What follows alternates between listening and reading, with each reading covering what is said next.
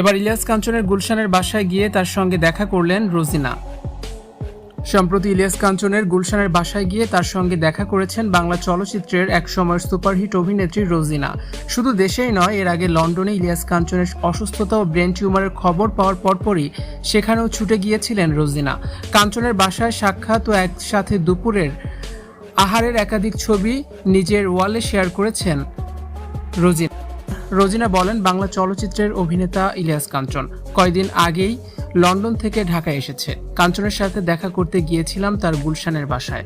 কাঞ্চন এখনও পুরোপুরি সুস্থ হয়নি, ইনশাল্লাহ অতি দ্রুতই সুস্থ হয়ে যাবেন। লন্ডনের ডাক্তাররা বলেছে এই মাসের 12 তারিখে আবার লন্ডনে চলে যাবে কাঞ্চন চিকিৎসার জন্য।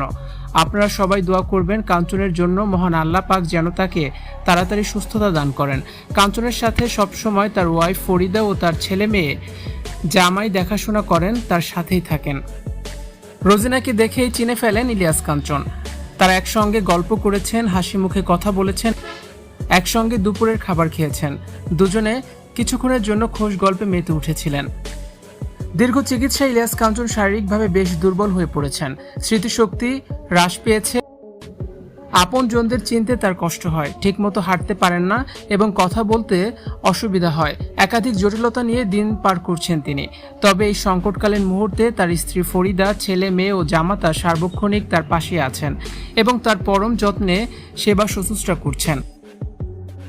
পারিবারিক সূত্রে জানা যায়, ইলিয়াস কাঞ্চনের তীব্র ইচ্ছের কারণেই পরিবার তাকে এই 10 দিনের জন্য দেশে নিয়ে এসেছেন।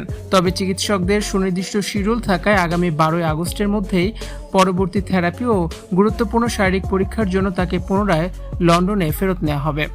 ভিউয়ার্স, ইলিয়াস কাঞ্চন রোজিনাকে একসঙ্গে দেখে আপনাদের কাছে কেমন লেগেছে জানিয়ে অবশ্যই কমেন্টস করে দিন।